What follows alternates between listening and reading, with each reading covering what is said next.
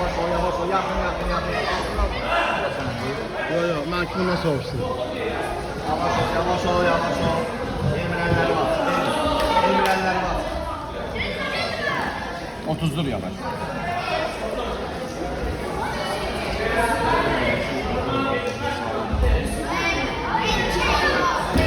Yavaş ol baba.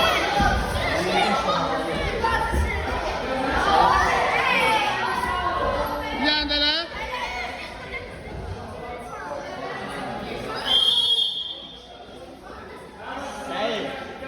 Sen alsana gülaşma. Hepsini. Yok, kırmızı. O ben hepsine de gülaştım ya, gönderdim. O var ya hepsi. Yok, biri benim.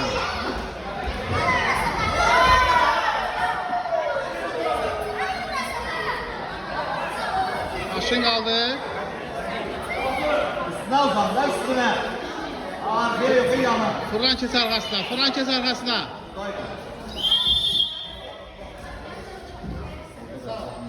Baktı.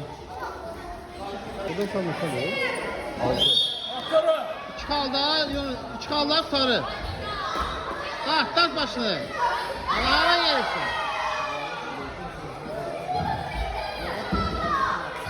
Çek.